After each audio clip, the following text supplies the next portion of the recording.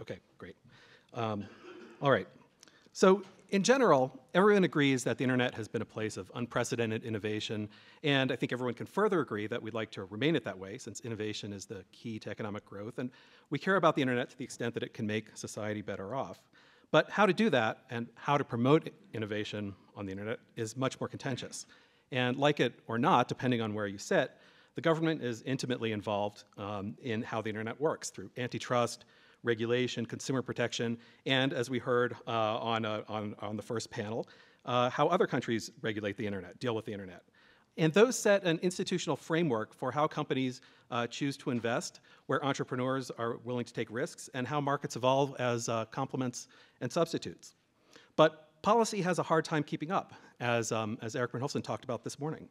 And in many ways, the more important the internet becomes to innovation, the bigger the policy stakes become, and the less we really know about how government should engage. It was hard enough to figure out the right role for government when it was just telecom, and when, with some big exceptions, telecom policy and innovation policy were generally thought of as separate.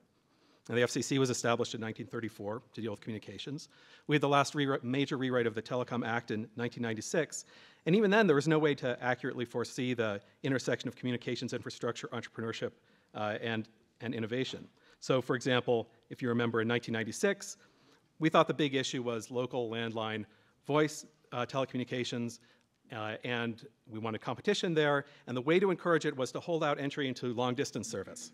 That was going to be the big carrot for ILECs to allow entry. Today, landline voice service is is declining rapidly, and long distance as a concept kind of doesn't really even exist anymore.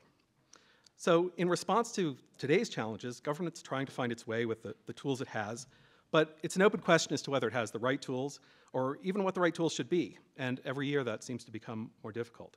So obviously this is an enormous topic, and it's really at the heart of everything we're discussing throughout this conference. So we'll try to come down from that 100,000-foot level and discuss a few specific issues and how they might or might not be addressed in the next 4 years. So we have a really great panel here today, and I'm just going to introduce them very, very quickly in alphabetical order, not in the order they're seated.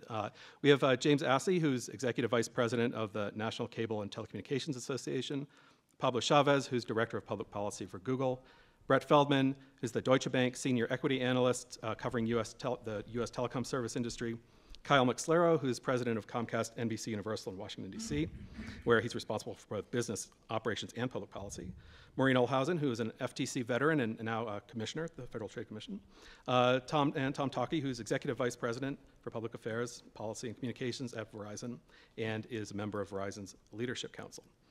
Now, policies are generally crafted to achieve certain objectives and in response to particular market conditions. So for the moment, let's focus on policies that are intended to ensure competition, investment, and innovation. And a key to thinking about what those should look like is thinking about what markets should look like. Now, before I start asking questions, and pretty much turning it over to the panelists, because they're the ones who know things, not me, I want to state that I want the panelists to feel free to jump in, argue with each other, to disagree or agree, although that's less interesting. I do want to leave a significant amount of time for audience questions. I'll also try to be looking at the tweets to see if people have things that they want me to say. So now to start, what I want to do is to ask each person, especially people from companies, who they consider their competitors to be today, and what they see as the most important looming policy issues, and what the next administration, whether it's a second Obama administration or Romney, should take up in its first 6 months. And as each person talks, we might not move right on to the next one as we sort of get the discussion going. And I thought it might be useful to talk to start with Kyle, since now he's not just on the policy side, but also on the business side. So Kyle. Okay. Can you all hear me okay? Okay. So I'm not being flip, but I think the answer to who are our competitors is just about everybody. When I think through this with my business hat on, and I'm basically focused on a region that's from Delaware to Southern Virginia. We've got the traditional competitors. So big Verizon Fios footprint there. Obviously, for those of you in DC, you also know we've got RCN in the metro area. We've got Dish and DirecTV on the video side. But the company now has online services, so there's a lot of competition online. Comcast Spotlight's engaged in advertising, including digital advertising. So, who your competitors are there. Just about everybody in the online advertising space. But what's interesting is that there's also a lot of collaboration. It's not just about competition. It's hard-nosed, it's real, and Lord knows if you look at the subscriber numbers, it's real. But there's a lot of collaboration that takes place too. So, when I think about what we're trying to do, in the market I'm focused on, we're going to have, thousands of access points, in collaboration with other companies for Wi-Fi, for hotspots and a mesh. I'm hoping that we'll be able to roll out the Skype product on TV that we've launched in other areas. The X1, sort of the new set-top box, which is cloud-based, which we've rolled out in Boston, some other markets, hoping to bring to DC. A partnership with TiVo. Notwithstanding our X1 product, there's still a demand for TiVo products. People love that, and so we're trying to figure out how to serve those customers. So, each one of those parties you can think of as a competitor, but they're also places for collaboration. And the common denominator, and I think the thread through it, just to go to sort of the second part of your question, Scott, for me is all of those things are made possible really by virtue of the fact that we're moving into an IP world. And the IP ecosystem, I just don't think marries up very well with sort of our traditional siloed understanding of what services and products and companies and industries have been over the last 20 years, maybe longer. And with that premise, I think as we look forward, we have to fundamentally rethink the rules that are in place for an IP world and an IP ecosystem where there is a lot of competition, a lot of collaboration. And I'm not even sure starting off with thinking about competition is actually the right question. I mean, I think this is about, as others have said in the panels earlier, this is about what are the policies that drive innovation and investment and promote consumer welfare. And I'm not sure the traditional competition policy analysis actually gives you that answer in quite the same way or in as relevant a way as it used to. So how do you think it should be different then? If we're not going to focus on competition policy and the current rules we have aren't right for an IP world, what direction should we go? What are the kinds of reforms that we need? So let me hasten to add, I'm not saying competition analysis is completely irrelevant, and Maureen probably would disabuse me of this, even if I said it.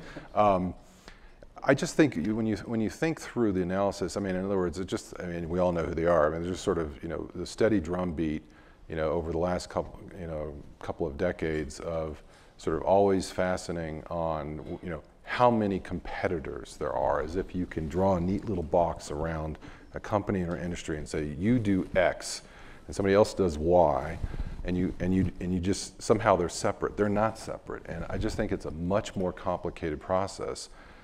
So you still need the analysis, but I just think you have to take into account the reality of the marketplace. It's moving so fast, people are doing so many things, and the lines have just completely blurred. So as a start, I think we have to rethink.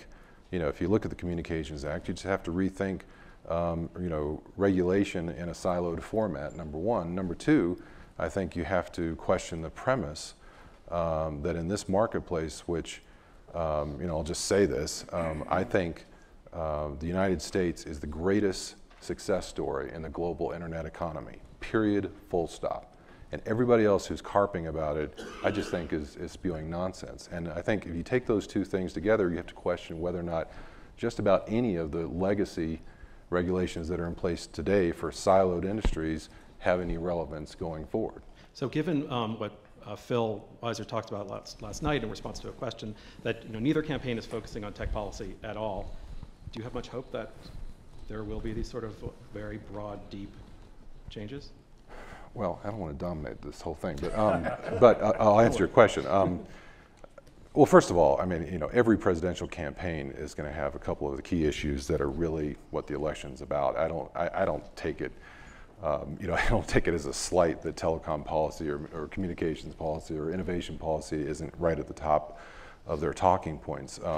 The reality is you'll either have the current administration renewed for a 4-year term or a new group of people coming in, and there will be people who are focused on these issues. I think the good news is it's clear to me whether it's President Obama or President Romney, you're going to have people who are very focused on these issues. And I think Congress has evidenced over the last couple of years a growing appetite for taking a look at the laws that are in place. I mean, there have been a lot of hearings, not much action, but we all know that this is usually a multi-year process. But I think there's enough widespread recognition that we need to rethink them.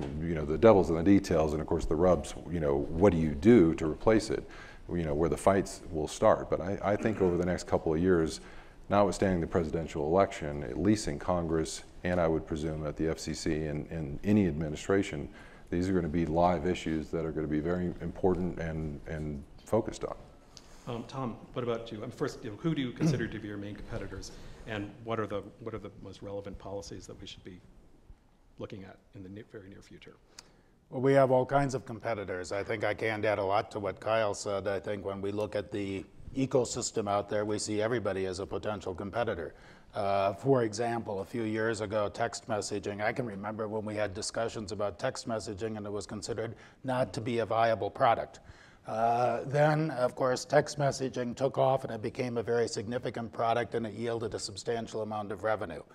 Now there are applications and other services out there that are going to result in the decline of that revenue. It's the same pattern that followed with voice, and it will follow with many other products and services. And it could be Google, it could be Comcast, it could be somebody in a garage who is going after the revenue that currently supports the huge investment and so on that our company makes in infrastructure. So as a result, I think it's fair to say that when we look at competitors, we look at network companies, other network companies, cable companies, AT&T and others. We look at all of the players who are out there who are providing services using the IP platform that will go after the revenue base that we have today or that we might have tomorrow.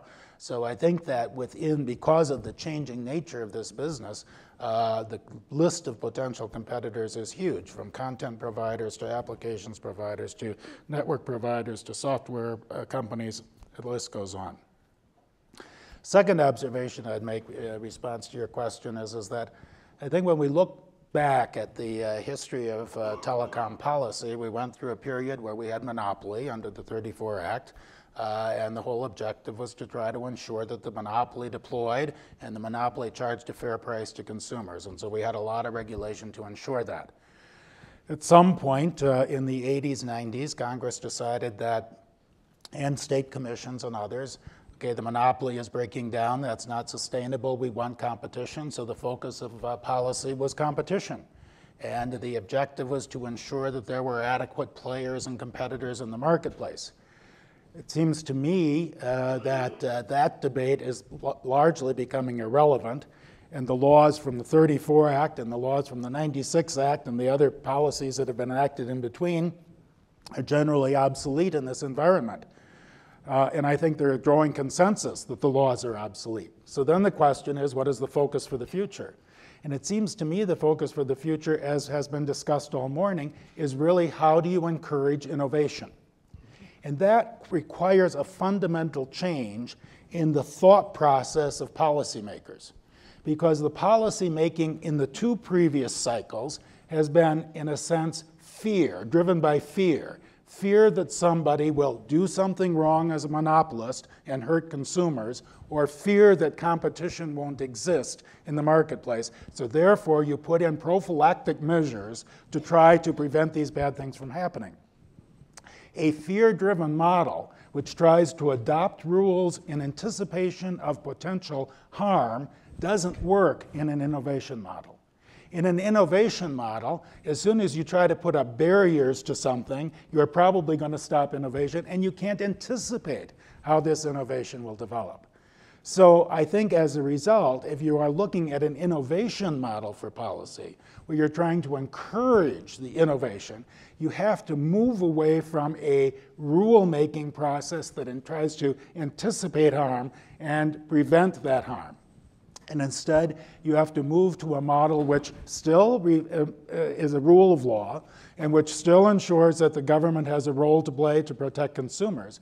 But it is a model that is, in a sense, a model that tries to encourage the multi-stakeholder process that we've talked about today, and also tries to ensure that if there is harm, that there is quick action by government to prevent that harm and to enforce various guidelines to ensure that consumers are protected. But it's a different mindset. It can't be one driven by fear and trying to protect from bad things from happening, but one that has to rely on a very innovative and dynamic marketplace to drive what's going on in the service of consumers, with government there to protect consumers if somebody steps out of line. In what, who should be the one kind of protecting consumers and stepping in quickly? Is this, do you see it as a Department of Justice role, FTC? Is it a completely new, a different way that the FCC should be looking at things? I listened very carefully to Phil Weiser last night when he talked about when you think about the future of communications policy, you've got to also think about the institution. And I think that he is right. First of all, I'd say that I don't think it's necessarily one player. I mean, obviously, our industry has to live with the antitrust laws that are adopted by the Department of Justice. We have to live with criminal laws, securities fraud laws, and other things that are enforced by other entities and agencies. And as we engage in more products and services, that becomes a reality. As we deliver healthcare services, for example, we are subject to more laws driven by other entities other than just a communications sector regulator or policymaker. So I think we've just got to recognize that. The second observation I'd make is when it does come to communications laws, I think that there are options. There can be a reformed FCC. I will say I have some nervousness about that because the Federal Communications Commission has a culture and a structure and so on that's very hard to change. So if I were king, I'd say probably a new entity would be better. There's a Federal Trade Commission, which does have, I think, a good history of looking at how to work with industry to avoid preventing innovation, but still at the same time being at the ready if there are problems that arise, either for consumers or for competition. So I think the FTC potentially could be a model.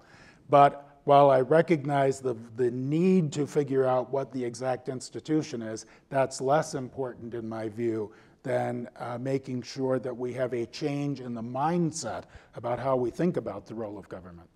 Let me just push back a little bit on the everybody competes with everybody premise. How do you think of Verizon and Verizon Wireless as being different? Do they each, how are their products different then, and what sort of different markets do they target?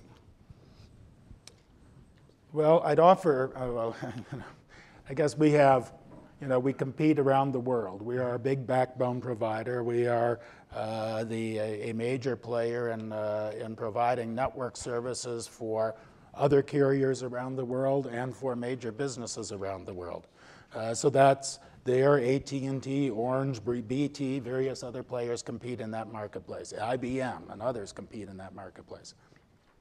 When we look at something like cloud services, there are a whole different group of competitors. We're in that business. When we look at wireless services in the US, we spend a whole lot of time on that subject lately. So there are another set of competitors there. But in a lot of these cases, it isn't just network services that are providing today the service that an individual or a business wants, but there are other players coming in to provide those services. Obviously, voice and text and various other things that we talked about earlier.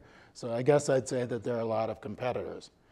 When it comes to Verizon Wireless, it's a domestic company. It's not engaged overseas, so therefore it wouldn't be competing with some of the players I mentioned earlier that we compete with internationally.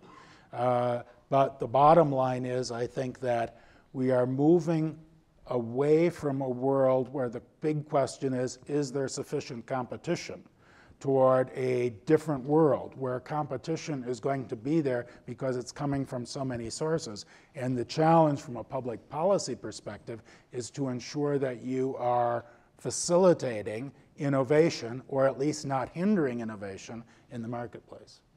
Pablo, so coming from a different perspective, first, who does Google consider to be its competitors, and what are the policies and issues you're focused on? Sure. So first of all, thanks so much for the invitation to participate on this panel. I love the Tech Policy Institute. It's kind of like the tech policy answer to Lollapalooza. It's exciting mosh pit diving here. With respect to the competition question, look, I can narrow it down to something like search. So our experience with search has been that kind of third-party observers have traditionally seen search as being a competition between general purpose search engines, Google, Yahoo, Microsoft, and so forth. The truth of the matter is that as the business has evolved and as that particular business model has evolved, we're seeing much more competition, as both Kyle and Tom point out, from many other players. As Kyle points out, from places in the marketplace that traditionally probably wouldn't be seen as directly competitive to search. So just to give you an example, most of our searches aren't associated with an ad that's going to generate revenue. Those searches are really kind of commercial searches, the ones that are really making money. Amazon provides commercial search services in some ways. It's fantastic and it's great, but it is absolutely in many ways a competitor to us. Likewise, the social networking phenomenon has shown us that a social component to search is also really important, and so we're seeing competition from that end as well. I think ultimately, again, to echo something that Kyle was saying, we look at competition and we wonder, where's it going to come from? I mean, to your point, it could be coming from somebody in a garage. We just don't know, and we have to keep that in mind as we're thinking about competition and competition policy. One point in response to the observation that you made, Scott, about neither campaign really paying attention to tech and telecom, I actually see a little bit of a different set of facts and circumstances in the campaigns. I think that they're both sides are really focusing on issues like internet freedom. I think that we'll see a lot at both of the conventions focusing on this. And there's a very good reason for that, and it's because, and I think that some of us have made a good case for this, we should continue doing this. So we are a critical component of economic growth and job creation in this country.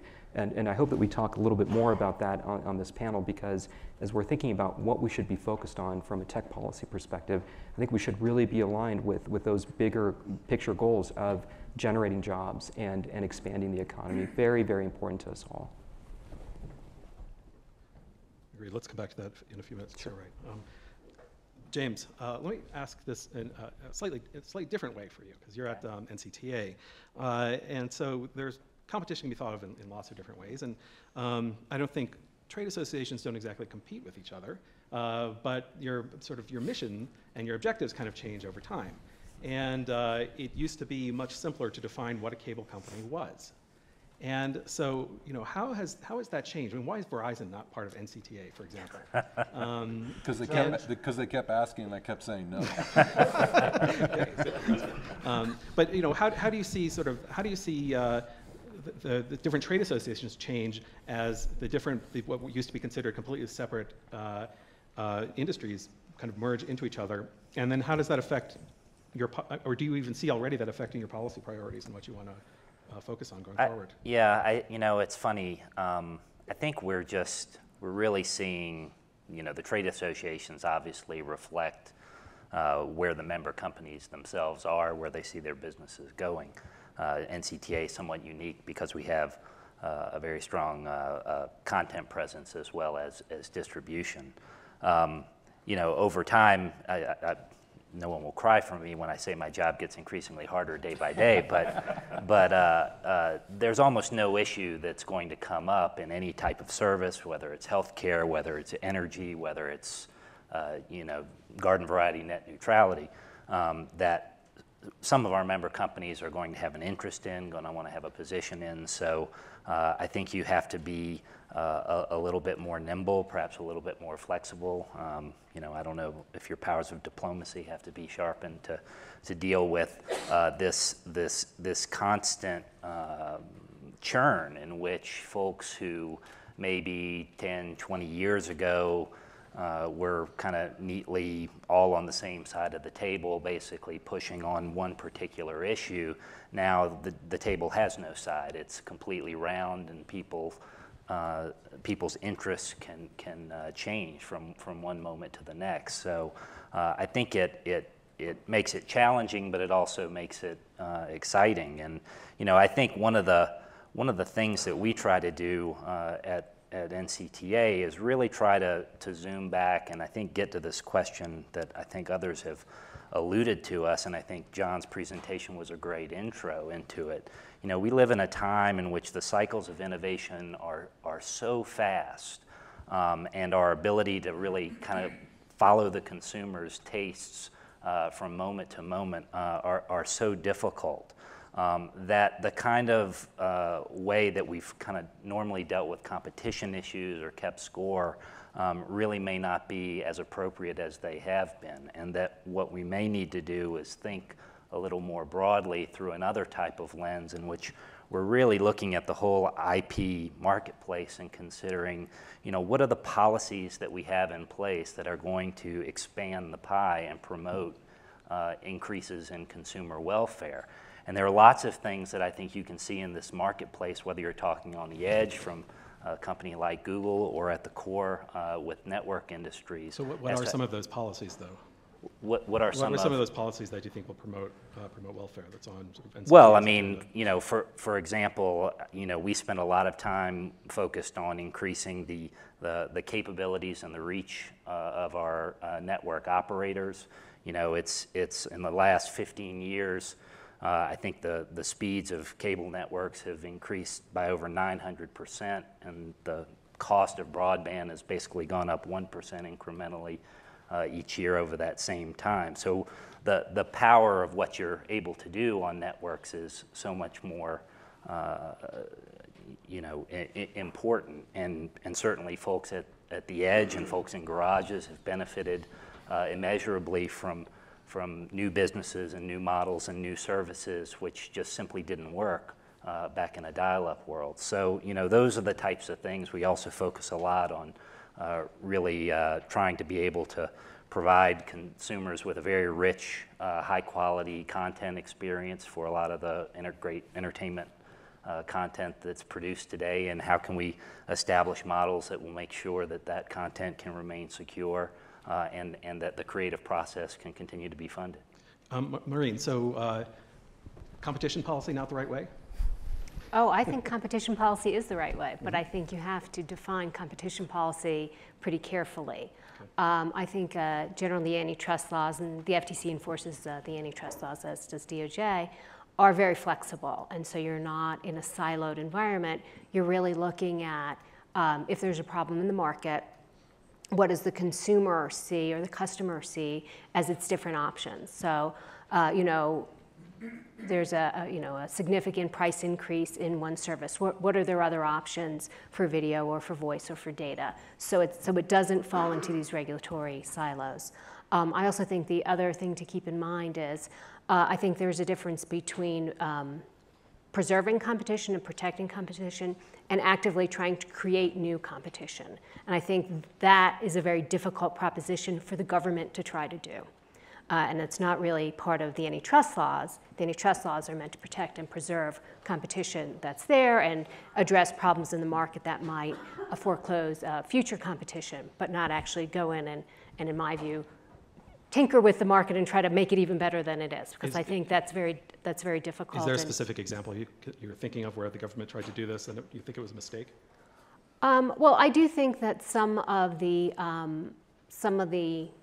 activities the FCC has undertaken at different times, certainly, for example, the Trinco case about unbundling really brought that to fore, the difference between FCC regulation and general antitrust regulation, where you're saying, antitrust wouldn't require that you unbundle part of your, offering and sell it separately in a way that communications law might do that. So that's kind of where I see it. But I also think that the antitrust laws have shown a lot of flexibility to change to adapt to different market conditions, changing conditions, but we don't always get it right either. I mean, when I think back to the AOL-Time Warner merger, it's kind of quaint.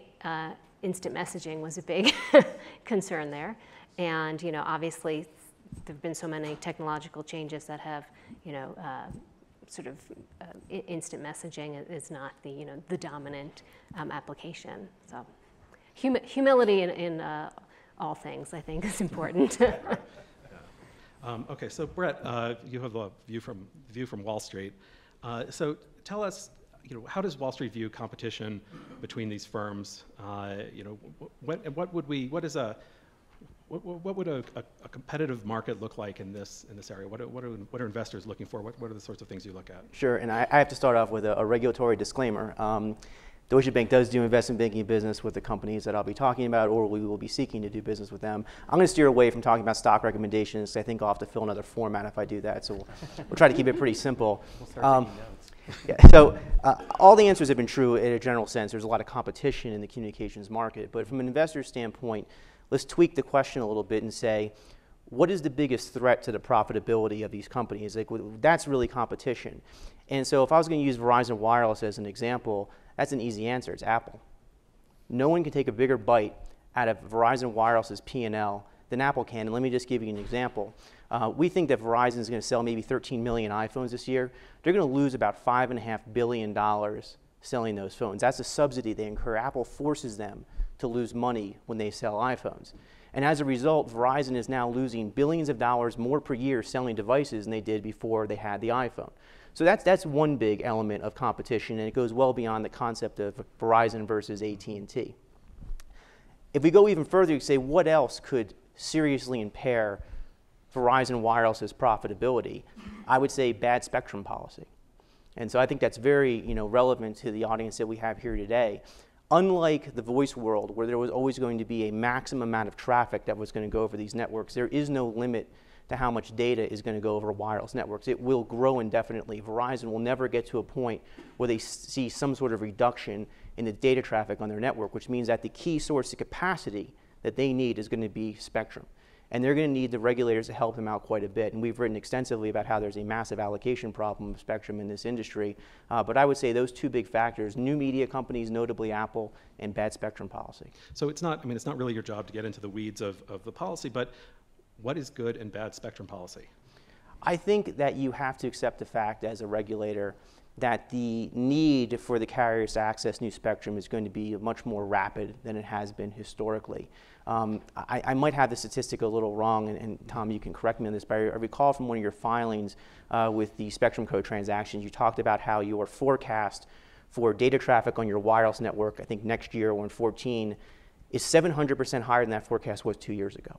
So it just shows how quickly we're seeing data grow on networks, and yet we're not necessarily bringing spectrum to market any more quickly than we have in a world where things were principally driven by voice and text.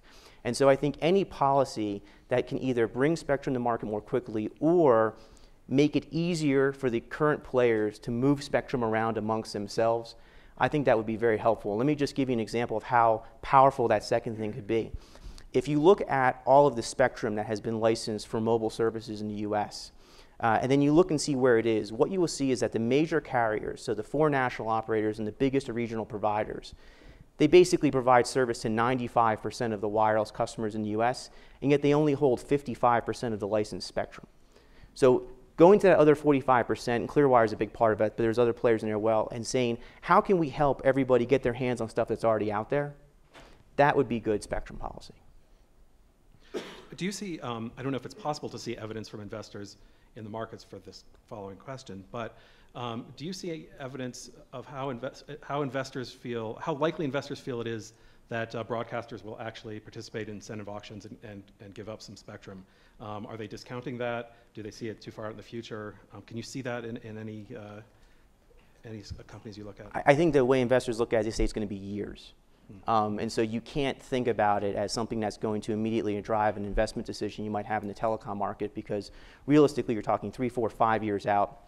And I think that if you did a quick survey of investors who are reasonably in touch with this, they would say it's going to be very hard to get the broadcasters to free up as much spectrum as the regulators would hope. And so that in and of itself is not going to be some seismic event in the industry where we completely solve the spectrum problems that we have. At best, it would be an okay kind of auction. Okay. I want to turn briefly to the DOJ consent decree on the Verizon cable joint agreements.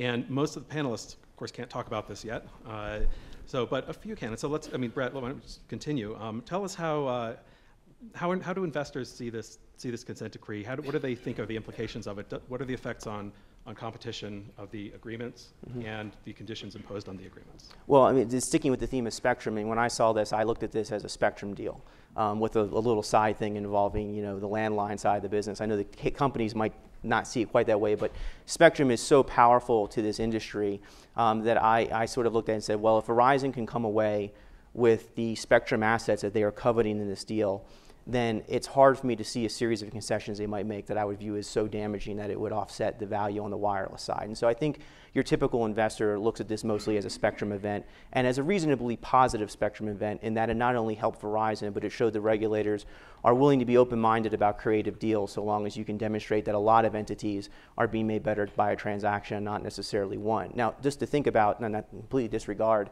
the cable JV side of this, when you ask the companies about it, particularly the telecom companies, they'll say there's really no evidence that the quad play has been a successful product.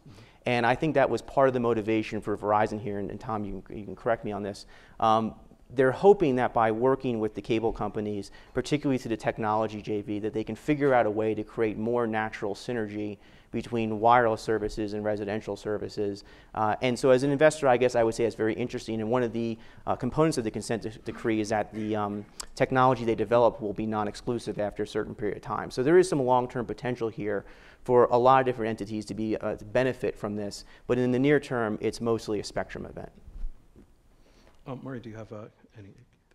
Well, without commenting on the specifics, what I would say is, reading the DOJ's decision, it seems to me what's really animating it is an appreciation of the importance of cross-platform competition, right? That's a lot of what we've already been talking about, who your competitors are, and that's been really a huge development and a great benefit to consumers. So the attempt to sort of preserve the benefits of that while also recognizing that there can be benefits from integration. And so it seems that they're trying to balance that. And I think the same thing in the provisions regarding the joint venture, which has to do with, yes, there are benefits to getting together and doing this research jointly, but also we want to preserve competition down the road from what comes out of this process or doesn't get picked up in this in the joint venture if they decide not to pursue certain technologies, that those can still be pursued separately. Pablo, I think you're the only other person who I think can talk about this here. I don't know whether you have an opinion. Do you have thoughts on the agreement? I don't know whether I'd actually love to spend some time talking about your initial question about what should be the innovation policy for the next 4 years. Oh, I do want to come back to that. Okay, so then I'll just defer to Tom. Okay, Tom. Obviously, the deal hasn't been finalized yet, the approval, so I have some restraints on what I can say. But I do think that, first of all, from our perspective, getting spectrum was important, and having a working secondary market for spectrum was important. And I think that this deal, along with others that have been moving through the process at the Federal Communications Commission, has been establishing the framework for this secondary market, where you can, on a more routine basis, we hope, begin to move spectrum from one player to another. Obviously, it's really critical over the next several years, when, as I agree, it's going to take some time to get other spectrum released, although I have a list of things that could be done. But if during this time where we're waiting for more spectrum to get released, to get spectrum moved to its best and highest use and have a working secondary market is really important, and I think that's being established. Interestingly, again, as I alluded to earlier, regulators, however, were focused on some interesting things, let me just put it that way. One was obviously focused on competition, and that's what the Department of Justice does. But the other thing that was interesting is that there's been a lot of focus on whether or not Verizon would continue to invest. Now, as our CEO said, it's a little bit of a out-of-body experience when we have the federal government coming to help us. But the federal government seemed to be of the view that somehow we wouldn't act in our own best interest as a business to preserve and grow our business, something which we think we've been reasonably successful at doing and have a pretty good track record at. So one of the issues that has emerged is this question about whether or not we would continue to invest in the wireline infrastructure. The wireline infrastructure, now wireline networks are still a critical component, we see, of the infrastructure of this country. We have spent tens of billions of dollars over the last decade in the wireline infrastructure trying to improve that infrastructure.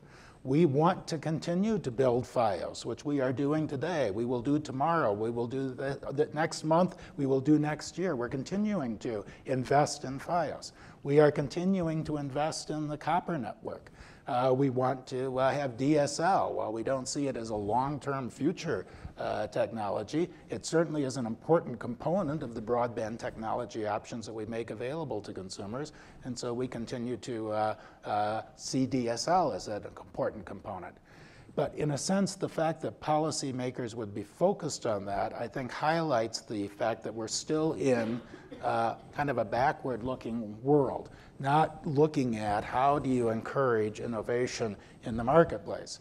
So I understand why this happens. I think, for example, Commissioner Rosenworcel has been very focused on trying to ensure that we remain active players in the DSL market and in building infrastructure. It's a legitimate concern from a public policymaker's perspective, but it surprises me in a sense that in this day and age that concern would still be there. So we want to address those concerns.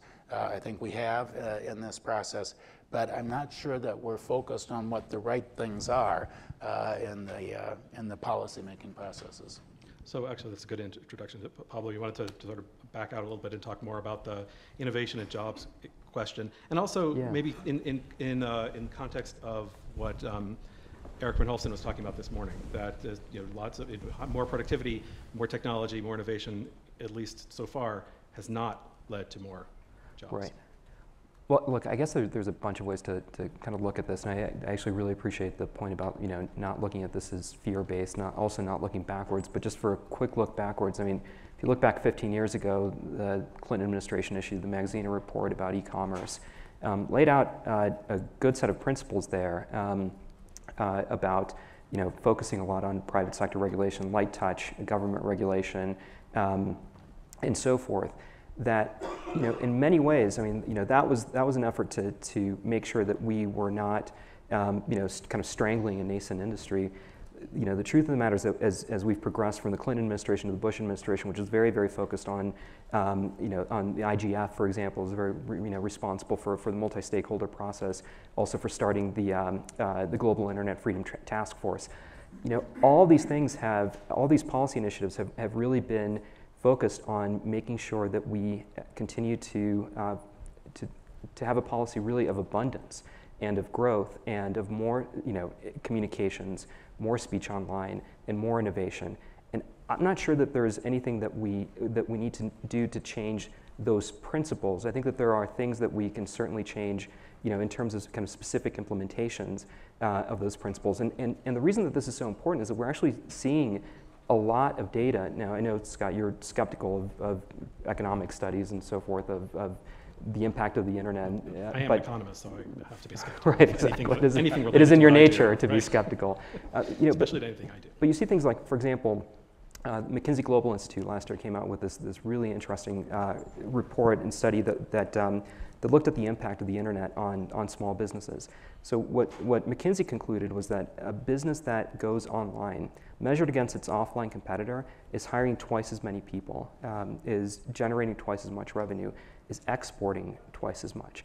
So really what we should really be embracing more of these kind of foundational principles to make sure that we are enhancing communications, that we're enhancing speech, that we're enhancing commerce online.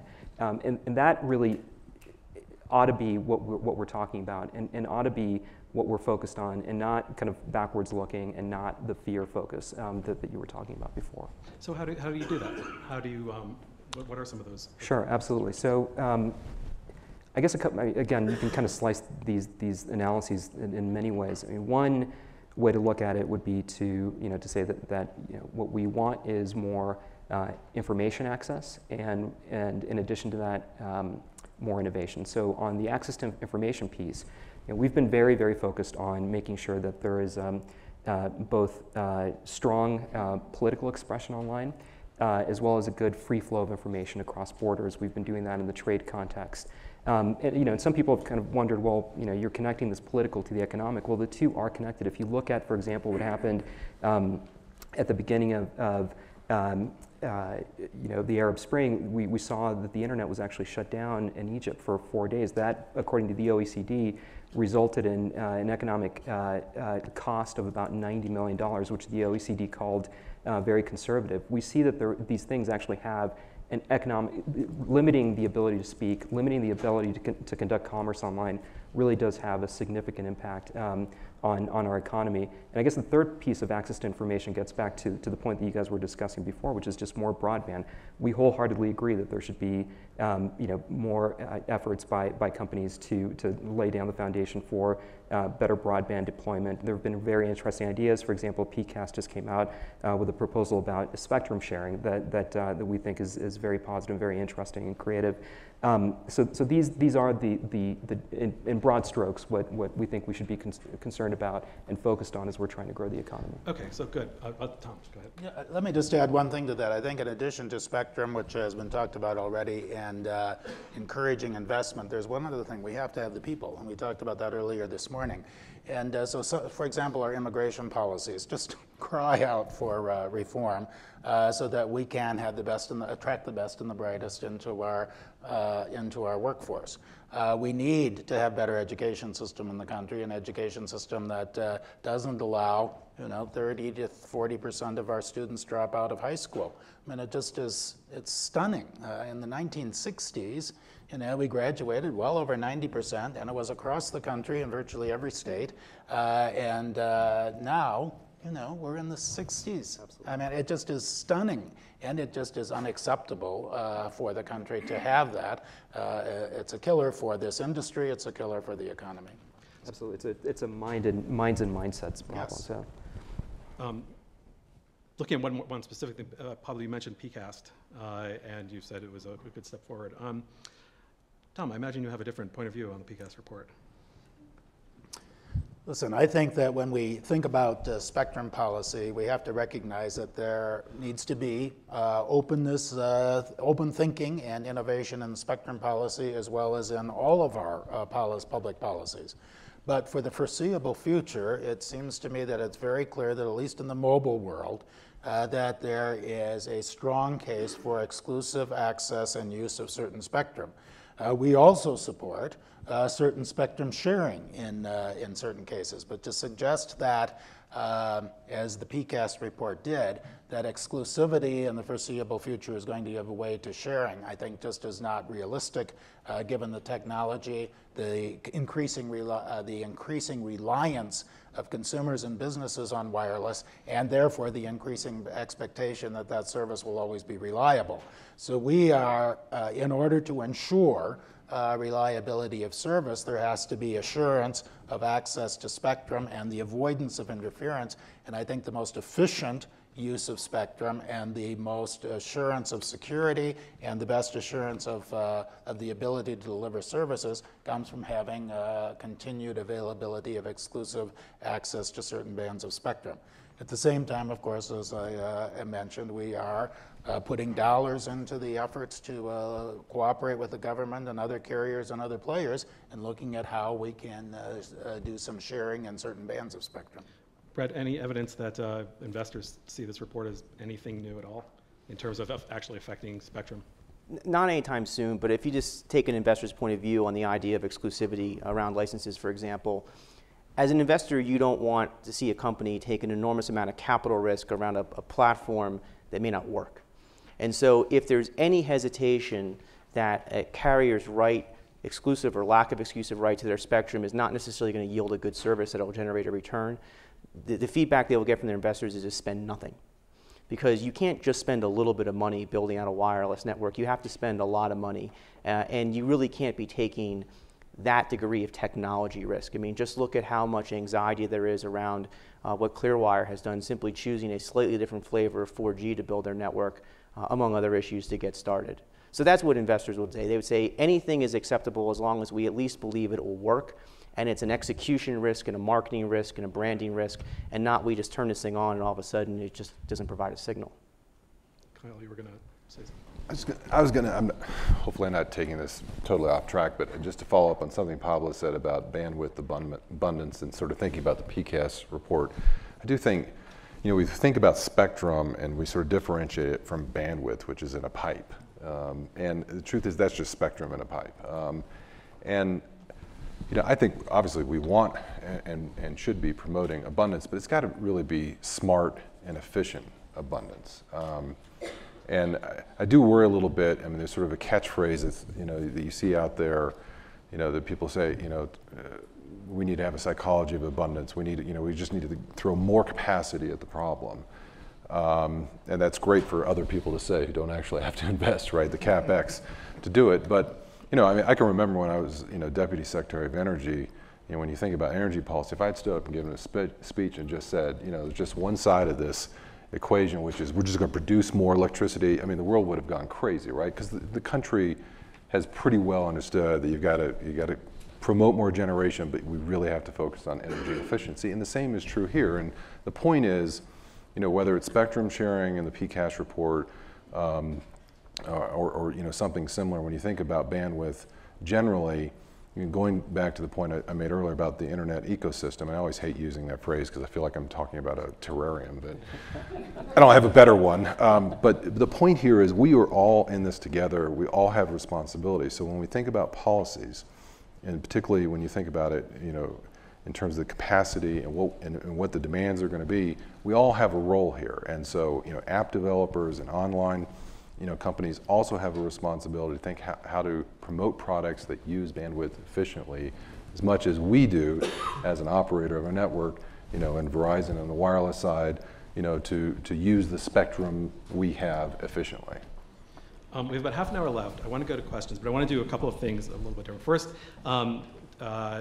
based on looking at the Twitter feed, I'm going to call in Harold Feld because he's having a Twitter fit about some spectrum policy, so I want to ask these questions. Also, a lot of people complaining about the Wi-Fi. Don't know what to do about that. And then, if possible, we have some of the very leading thinkers on competition here, so I might call on some of those academics sitting over there. Tim, I'm looking at you. To say something about how you think about competition in these industries. But Harold, unless you object, but I have the feeling you want to say something. I prefer to think of myself as Twitter prolific rather than, the PCAST report is very interesting in part because there seems to be a lot of confusion about what it said and where we're going forward on spectrum policy. And I do think that, and I would put this out to people on the panel who have a very, perhaps have very different ideas. The key motivator in the PCAST report, and one of the key factors that has really come out in spectrum policy in the last 6 months is you're not going to get spectrum away from the Department of Defense. It was that, that just was an absolute.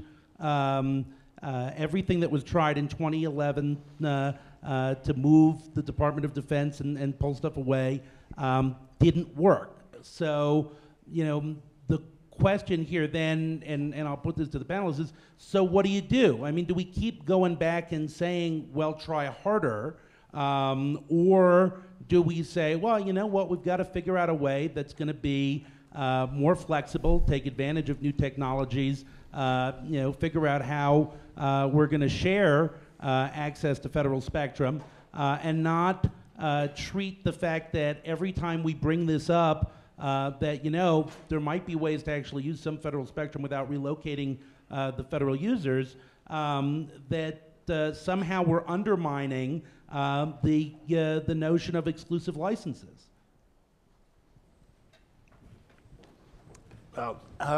First, I don't accept the premise that we'll never get anything out of the Department of Defense. I think that the Department of Defense has a lot of spectrum. The challenge for us is that the Department of Defense has no incentive to give up spectrum. Because what happens is that when they are required to give up spectrum, they are required to expend money, which they don't like to do for things that aren't helpful to them, and they get no benefit in return for that expenditure of money. So as a result, it's not surprising that there would be no motivation within the Department of Defense to do something. So you have to do one of two things. You either have to change the motivation, and I think this is a little bit like the broadcasters. You have to figure out, is there an incentive that you can give the Department of Defense to cooperate and play? Or the second thing is you have to have a leadership in the Congress and in the executive branch to force them to do it. So it's one of those two options, and the second one is tough. The second observation I'd make is that yes, there is sharing of spectrum that can be done, and which we're trying to promote with the Department of Defense.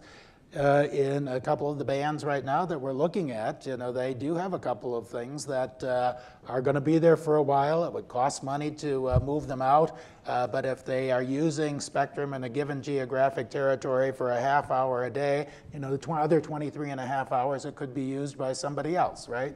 So that kind of sharing is something that we are trying to work through and promote, and putting dollars behind that. So that I agree with. But you know, this is a big challenge. If I could just ask one follow-up question to James, which is, you know, one of the biggest changes that happened this year was that the cable guys, in sort of like, seemed to go in two different directions. One was to get out of the effort to try to be direct CMRS competitors, which was, you know, we'll sell off this AWS spectrum. Cox said we're not going to be able to build a real competing wireless network. But at the same time, to really put massive investment in wireless in other ways. And I think that, you know, to the extent maybe you or some of the others on the panel could, when we talk about spectrum policy, it frequently becomes CMRS policy. But there's actually a huge universe of wireless innovation that's going on that's not limited to the CMRS universe. I'm hoping, you know, maybe some of the panelists can bring that out a little bit and what the policy issues are there. Sure. I think, as Harold, as you point out, the cable industry is, many of our operators are very focused on expanding their Wi-Fi footprints where they presently provide service. I think Cablevision was probably one of the first. I know Comcast is very bullish on Wi-Fi, Time Warner as well. You know, I think part of this is technology caught up and allowed us to essentially build out these networks at a great value add for customers in an economic way. And I think, you know, the jury's obviously still out, but I think the industry as a whole is very bullish on this. Obviously, people, you know, have all these devices that have Wi-Fi enabled in them, and it's, you know, increasingly you want to be where your customers are. So providing those types of municipal clouds and Wi-Fi mesh networks is something that, you know, long term we see as a real growth prospect. Okay, let's take questions. Yeah, Shane. Oh, come on, guys. Competition policy. There was a very controversial bit of competition policy from the FCC in this administration. Let's hear you guys either give a vigorous defense or a withering critique of the existing competition policy to enable an open internet that nurtures innovative entrepreneurs. Come on, we have an open internet policy. Let's hear it. What do you think of it? I think we had an open internet policy before the rule, but you know, I mean, you're asking about net neutrality, right? I mean, Tom's in court. So. Okay, so Yeah, what do you think of it, Tom? I think everybody up here agreed with it except me, so. Yeah, First of all, the issue is not, in my view, primarily a question of open internet policy. We have an open internet policy, and Verizon, by the way, is the only company that I know of that has an open internet policy which it publishes on its website, so the FTC can enforce it if we violate it, and consumers find that we are not living by the guidelines of our open internet policy. The question is whether or not the Federal Communications Commission has the authority under the current statute to enact that kind of a policy.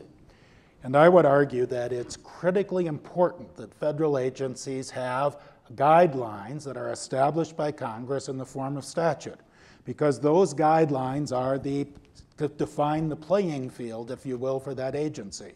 If you allow an agency to go outside those guidelines and you do not, and begin to set policy that is not authorized to establish under statute, then there is no limitation on what that agency can do. When we talk about, as has been discussed this morning in the international context, about the importance of a restraint on the regulatory authority over the internet space, we believe that that is critical, and that this battle is really a battle about that kind of restraint. It wasn't a question about whether or not the policy of open internet is a good policy. It's a question of whether or not this policy, as defined by the FCC, can be enacted by the FCC under the authority granted by the statute. We don't believe it can be. So stepping back, though, from the process question and the institutional question of who has that kind of authority, what do you think about the policy? Well, as a general rule, I would say that this fits into the discussion of innovation that we had a little earlier. The question is, do you, out of fear that somebody's going to do something bad, enact a set of rules that have to potentially thwart innovation, or do you have a policy which in essence says, look, we have, as a general view, a principle of open internet. If there is harm to consumers, harm to competition as a result of some violation of that policy, there's swift enforcement by the government. I think that's fine. But once you get into the business of having an agency start setting rules, anticipating what could go wrong in the marketplace, for fear of what could go wrong in the marketplace, that has the potential of thwarting innovation. I have great respect for the FCC and for the people who try to implement the statute. But they are working in a world with an obsolete statute that they're trying to implement. They face that problem in the transaction we talked about earlier. They face that problem in this kind of proceeding because they aren't equipped. They don't have the statutory authority to deal in these areas. They've just got a bad, obsolete statute they're working under. Pablo, do you have, oh, sorry, Maureen, Actually, go ahead. yeah, so I also wanted to mention that in 2007, the FTC did a report on broadband competition policy that examined the question of if problems arise, if there was blocking or if there was throttling and that was problematic to consumers, were there tools under the FTC Act that could be applied? And the answer was yes, and the commission said, that it seems that, antitrust consumer protection can address these harms as they arise. So does that mean that if the net neutrality rule were struck down, the FTC would sort of be more, I don't know what exactly the right word is, not vigorous, but more involved in these issues as it shifts from the FCC to the FTC? Sure. I mean, to the extent that there were problems in the market, right? Mm-hmm. So that's sort of, well, it's all good. We'll see. But I'm not taking anybody's word for whether there were or won't be problems in the market. But that's sort of a predicate for us to take action. Pablo, do you have thoughts on this? Google I mean, I understand where Tom's coming from, and I think that, look, from our perspective, right now we're very focused on our fiber project in Kansas City. With that project, with 1 gig being delivered, we are focused much more on creating abundance. We are obviously going to be in compliance with the open internet rule, but we do really, right now, with that project, our philosophy is basically to try to encourage people to use the internet more, to really access more services, to get developers to build more robust apps. So we're looking at it from that business perspective, much more at this point. I will note that you were talking before about kind of like what are the things that can be tweaked to promote an innovation policy. Maureen was talking about how we can preserve competition, but there aren't things that we should do to to kind of create more competition. Our experience in Kansas City was that actually you can look at certain smaller policies and really modify them, really tweak them. Maybe kind of like in a Cass Sunstein style of nudging that really do promote much more competition and much more innovation. In our case, rights of way issues were tough, pole attachment issues were tough. Obviously, these are kind of at the state level or local level, and the FCC has actually stepped into the pole issue. But there are things that can be done. One of the kind of more disturbing examples of existing regulation that really potentially hindered innovation that I think we all saw in the last recent days was the case of Uber. I don't know how many of you use Uber. It's a great service, free commercial for them. But the way that they charge is they basically use GPS to determine the distance between where you were picked up and where you were dropped off. Well, the Massachusetts Weights and Measures Department determined that GPS was not a recognized way of measuring. Shut down the service for a few days, and obviously Uber had to do some pretty good work to get that overturned, at least temporarily. But these are the kinds of tweaks that we can make to laws and regs that can actually promote more innovation and encourage more competitors. And let me make a clarification. Oh yeah. So, I ran the FTC's competition advocacy program for 4 years. So I completely agree that you can get regulations out of the way that facilitate competition.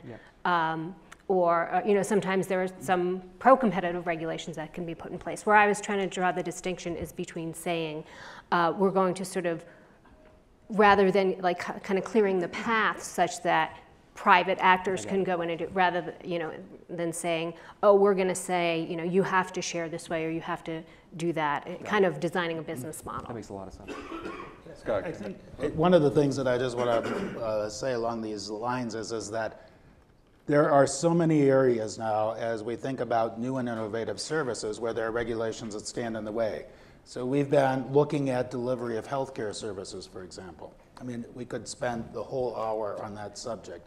But just, first of all, you've got to deal with all the licensing of professionals in states and the rules that abide by that, or by which they operate. So can a doctor in Virginia monitor a patient in Maryland? Well, of course, there are interests in Maryland that want to ensure that no Virginia doctor touches a patient in Maryland without being licensed in Maryland. You have all the insurance company rules, which many of them are state by state, and can you get reimbursement of insurance for that kind of service? How do the rules of HCFA, and well, I guess we have a new name for that agency now, but how all those rules apply?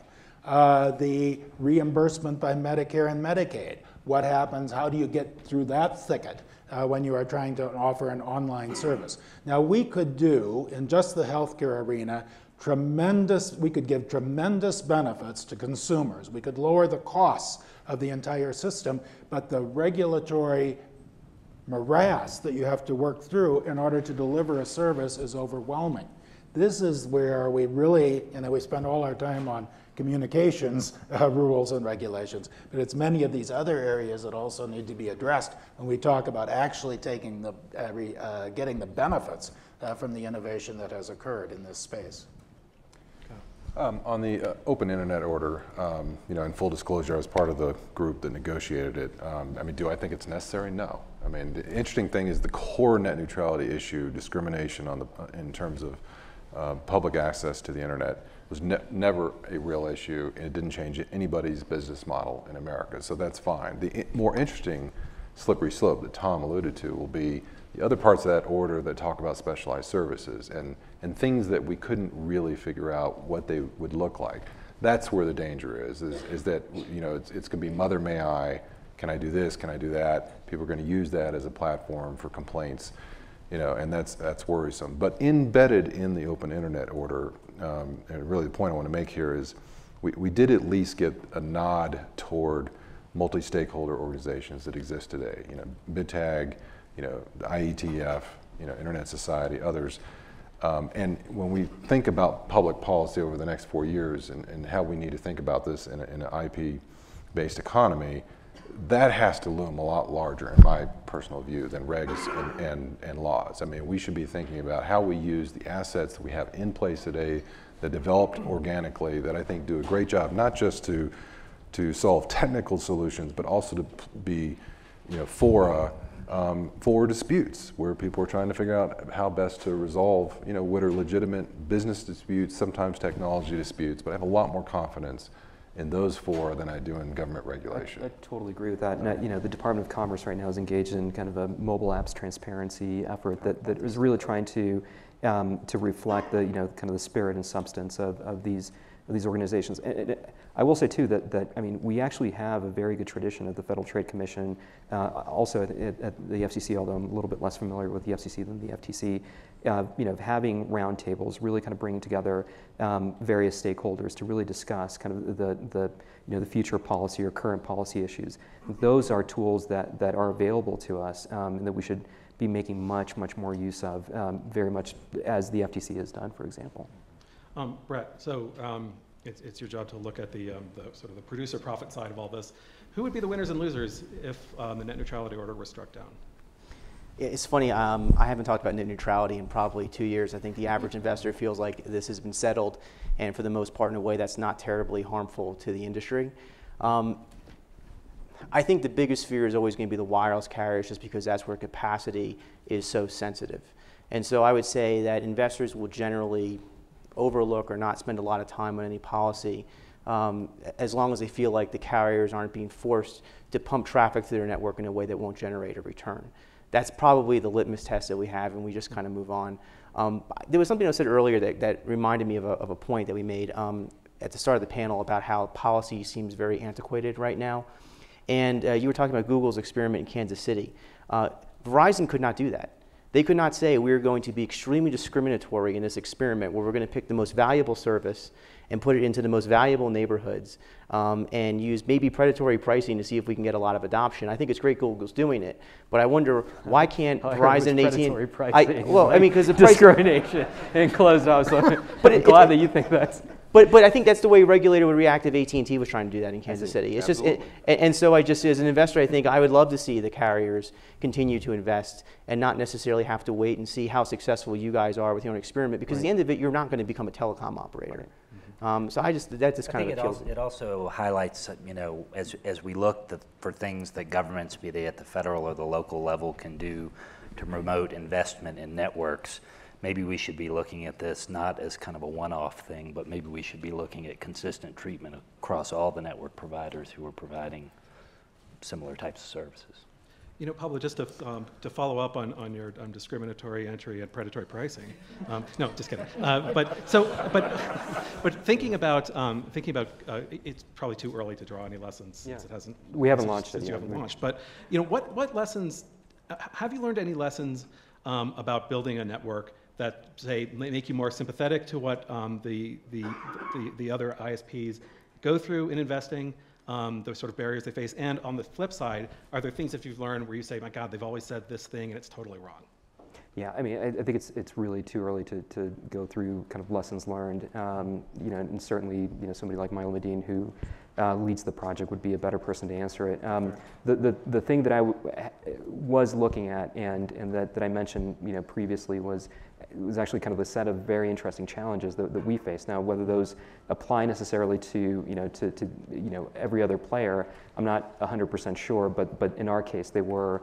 You know, they were hurdles that really helped kind of make our decision about where ultimately we would choose, you know, to roll out the project. I would say too that you know, that if it's considered somehow to be a bad thing to go to consumers and ask them whether they're interested in a new service, and really kind of determine the interest of communities and kind of get them interested in, in different types of services and so forth. If that is considered something negative, then I would quibble with the policymaker who's making those arguments, because in this case, we think we've actually managed to give a tremendous amount of choice and really approach this in a pretty innovative way that at least we hadn't seen before. So. Yeah, right here. Hold on, just wait for a microphone, which is coming to you quickly. So obviously the title of the panel is the internet ecosystem. So you have the app and content creators, the networks, the pipes, and then you have at the end of the pipeline, so to speak, the devices. One of the areas that we're looking and watching closely are the patent wars that are happening on the device end. Google has recently filed a patent claim against Apple and iPad in front of the ITC that would, if they were successful, ban the importation of these devices. If we did that as a content community and tried to ban Apple and iPad devices, all heck would break loose. We'd be accused of stifling innovation, protecting old business models, and all the other fun things that we get accused of whenever we want to protect our intellectual property. But do you think that these patent wars, as we look forward in these policy discussions, are going to have huge ramifications? I mean, if Google is successful, what about all the investments that have been made into iPad apps, the Hulu and all the ones that we've invested in, other companies, the small developers? Are they going to be now nervous of bringing forth new devices because they may be sued and they do not have the resources? I mean, one of the criticisms on SOPA and PIPA was that every small garage startup would have to hire a lawyer as a number 2 employee. But it seems that under these patent wars, they may have to anyway. So I'm just curious, what are the impact of these patent cases on innovation? Or is it something that we just have to get through in order to have more investment in more type of innovative services and devices? I think that's for me, right? The entire panel. It wouldn't be August and Aspen if it weren't for Rick. Look, let me answer with kind of the long-term kind of vision of this. We think that these patent wars are not helpful to consumers. We don't think that they're helpful to the marketplace. We don't think that they're helpful to innovation. The truth of the matter is that they are what they are given the current rules of the road. I think Kent Walker will talk a little bit more about this tomorrow. This is great. I get to plug Kent's speech. Kent Walker will tell you. Yeah, absolutely. Thank you. He'll be talking a little bit more about this. But one thing that we are very seriously taking a look at is the question of software patents, and whether in fact the patent system as it currently exists is actually the right system to incent innovation and to really kind of promote consumer focus and consumer-friendly policies, for the software space.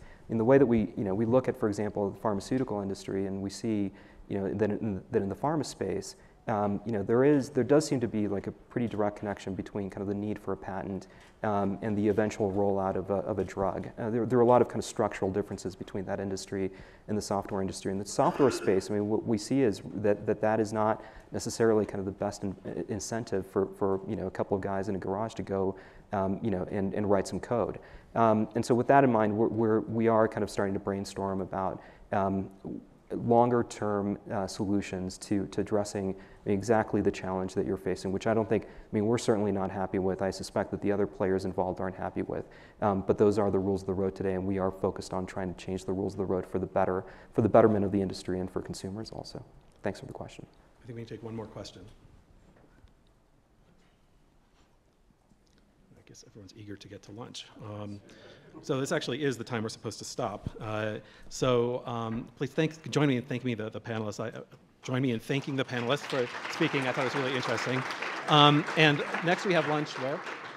Upstairs in the courtyard.